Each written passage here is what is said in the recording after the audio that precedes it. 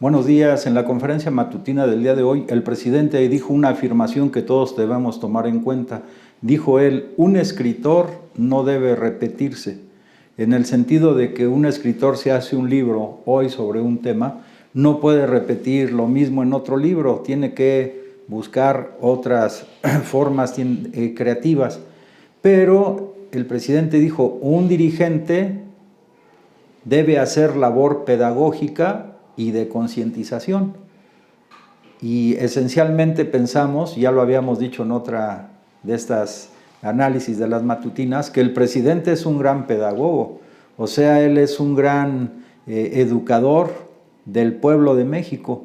¿Por qué? Porque sabe de historia y lo explica muy detenidamente, sabe de geografía, como hace unos días explicó la ruta del Tren Maya, por ejemplo, sabe de civismo, sabe de ética, de moral, cuestiones y planteamientos de orden filosófico, etcétera, etcétera. Pero sobre todo la forma en que lo expone y que es escuchado por miles y miles de mexicanos y también mexicanos radicados en México y radicados también sobre todo en los Estados Unidos de Norteamérica.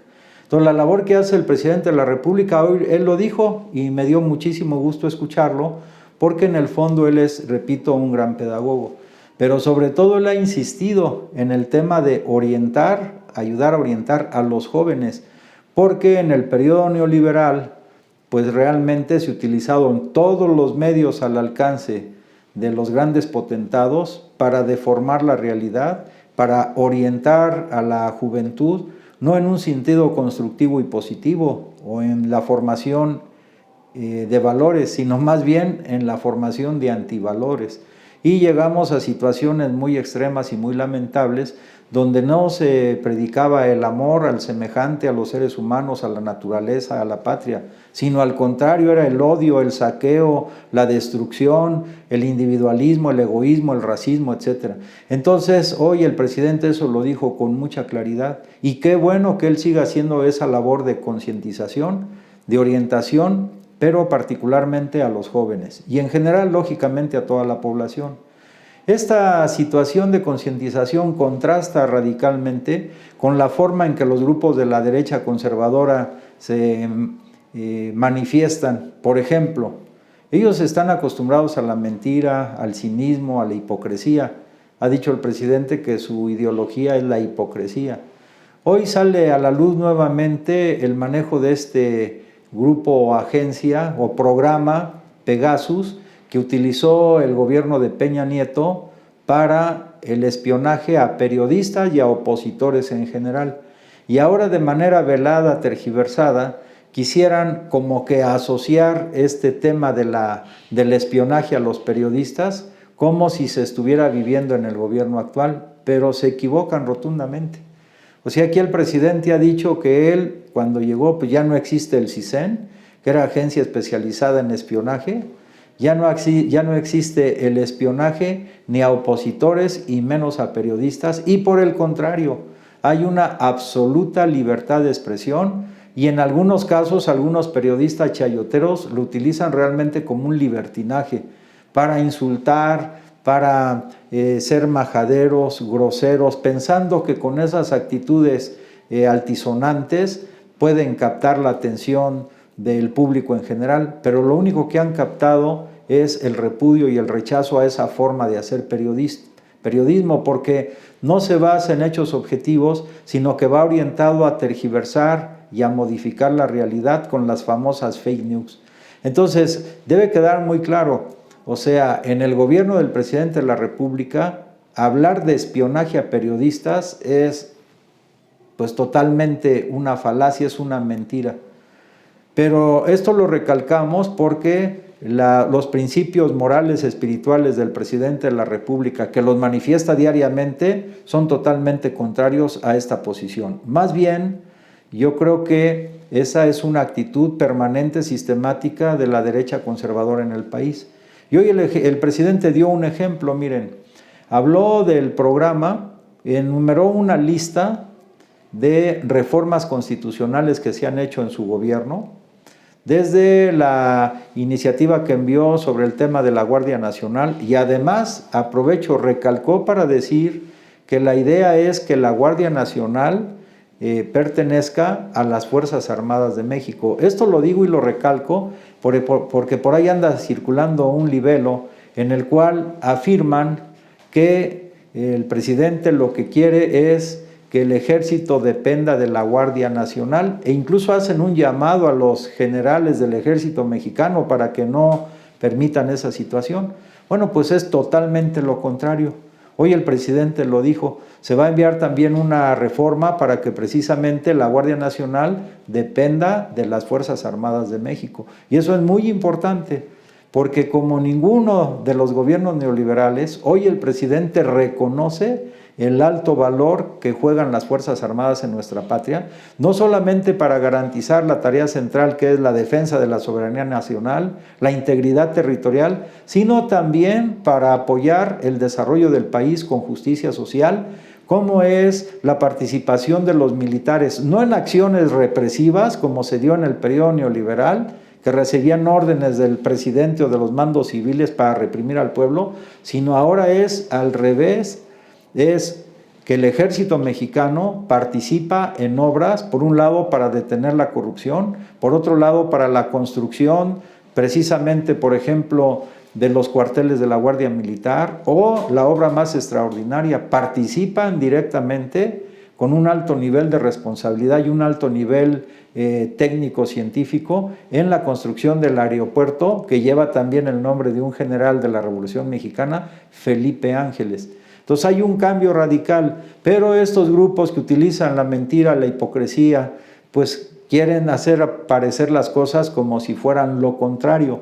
Pues no, hoy, repito, hoy el presidente dijo categóricamente, se va a promover una reforma para que la Guardia Nacional no quede al garete como lo fue precisamente la Policía Federal, que luego sus mandos superiores se corrompieron y se deformó totalmente el objetivo de la Policía Federal.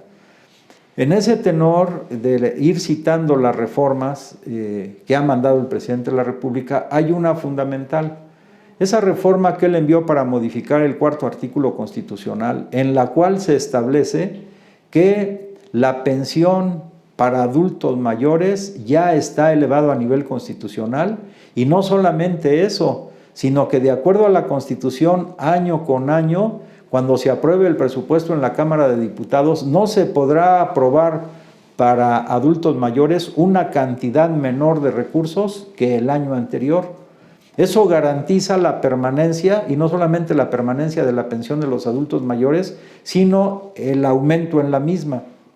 De tal forma que el presidente de la República dice que actualmente para la pensión a adultos mayores se están utilizando 152,000 millones de pesos al año, 152,000 millones.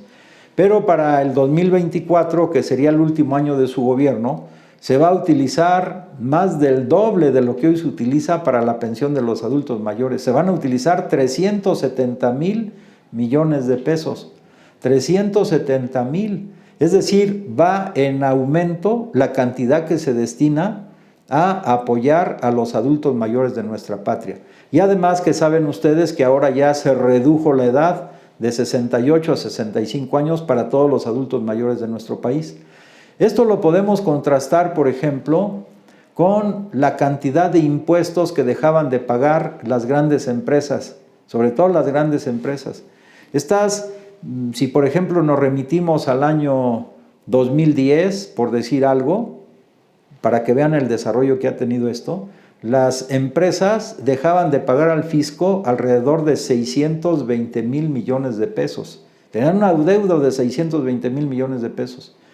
Que si lo comparamos con los 370,000 millones de pesos que se van a utilizar para dar apoyo a todos los adultos mayores en el 2024, que va a ser más del doble de lo que hoy se utiliza para ellos, pues lo que las grandes empresas dejaban de pagar de impuestos era mucho más que lo que este gobierno, que se inspira en el pueblo, en las luchas del pueblo, en las necesidades del pueblo, está utilizando para apoyar a los adultos mayores. Pero el presidente también dijo que el único partido que se opuso y que votó en contra de que quedara a nivel constitucional esto que acabamos de mencionar, él dice fue el Partido Conservador, el más conservador de México. Dijo él, les dejamos de tarea. Pero, dijo, ese partido se fundó en el año de 1939 y evidentemente se fundó un año después de que el general Cárdenas llevó a cabo la expropiación petrolera. Si analizamos, ese partido evidentemente fue el Partido Acción Nacional, y si analizamos sus principios doctrinarios del Partido Acción Nacional, observaremos que cuando se dio a conocer y se fundó en 1939 fue un partido de oposición a todas las medidas que estaba tomando el general Lázaro Cárdenas como presidente de la República. O sea, el PAN surgió como partido de oposición a los principios fundamentales de la Revolución Mexicana que aplicaba el presidente general Lázaro Cárdenas. ¿Como cuáles? Pues abiertamente se opusieron a la expropiación petrolera. Ellos querían, como hoy, que el petróleo pues, podría estar en manos privadas, nacionales o extranjeras, como hoy defienden, pero con mucha firmeza, el tema de las empresas españolas consentidas, la Iberdrola, por ejemplo, para que le abrieron las puertas con contratos leoninos y concesiones muy importantes en perjuicio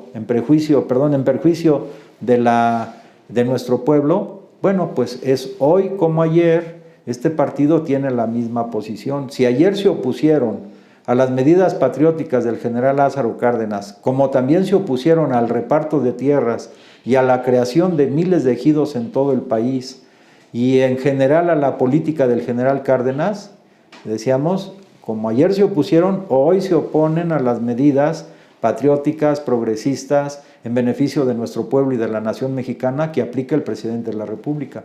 Pero yo los invitaría a que vean los principios doctrinarios de este partido cuando surge y que veamos cómo se contrapone contra un proyecto de nación que encabezó el presidente de la República, el mejor presidente de México en el siglo XX, que fue el general Lázaro Cárdenas, y que obró a favor de nuestro pueblo. Bueno, hoy se siguen oponiendo. ¿Por qué? Porque su raíz es esa. Y finalmente no hay que olvidar que cuando se fundó este partido, vinieron también miembros del partido de la Falange Española, del dictador Franco y del partido nazi. Al respecto hay un libro muy importante que escribió el Fisgón que se llama La raíz nazi del PAN, donde observamos que no han cambiado. Al contrario, lo que ellos quisieran es retroceder, y para algunos de ellos seguramente su madre patria no es México, es España, porque en el periodo de Fox y de Calderón abrieron las puertas a las grandes empresas transnacionales españolas con contratos leoninos en todos los sentidos. Entonces, repito, este partido que el presidente dejó de tarea, ya estamos dando la respuesta, este partido desde que surge para oponerse a los grandes logros de nuestro pueblo. Y ellos desde entonces denostan las acciones de los gobiernos, como el de Cárdenas o el del licenciado López Obrador, que van orientadas al beneficio de nuestro pueblo. Lo llaman populismo, dicen que son populistas, entre otras cosas. Y como hoy dijo el presidente de la República, si por apoyar las necesidades de los sectores más desprotegidos, que en general se generalizaron para todos los adultos mayores, porque por ejemplo la pensión no solamente es para los adultos mayores que viven en la pobreza o que son de las clases más desprotegidas, esa es la pensión universal. Esa pensión de adultos mayores está garantizada hasta para Carlos Slim, aunque él podrá pensar que de acuerdo a su fortuna pues no es nada, pero es el derecho de todos los adultos mayores, de todas las clases sociales, de los sectores más desprotegidos, de las clases medias y de las clases acomodadas. Pero si a eso dice el presidente, o por hacer esas acciones me llaman populista, pues que me anoten en la lista, ¿no? O sea, el presidente además tiene de ser un gran pedagogo, tiene una gran capacidad para poder responder las distintas preguntas y las distintas preguntas tendenciosas o insidiosas, y él responde a esta situación. Pero conscientes estamos que estos grupos conservadores no comprenden, o si lo comprenden, tergiversan el contenido de estos conceptos. Por eso, qué bueno que el presidente siga con esa labor pedagógica, que nos ayuda a todos los mexicanos para entender que la realidad que estamos viviendo ya es otra totalmente diferente a la que se gestó en el periodo neoliberal. El periodo neoliberal, hagan de cuenta que fue el oscurantismo en México. La obra que está haciendo el presidente de la República es el renacimiento de nuestra patria, el renacimiento de nuestro pueblo, el renacimiento del orgullo nacional, el orgullo de sentirnos mexicanos, que estamos transformando nuestra patria y que estamos ayudando a nivel internacional con este resurgimiento a construir un mundo nuevo donde los derechos de todos los habitantes del planeta estén garantizados. Pues si te gusta lo que comentamos aquí, esperamos tus comentarios en Facebook y te reiteramos nuestra invitación a que te suscribas a nuestro canal de YouTube. Que tengas muy buen día.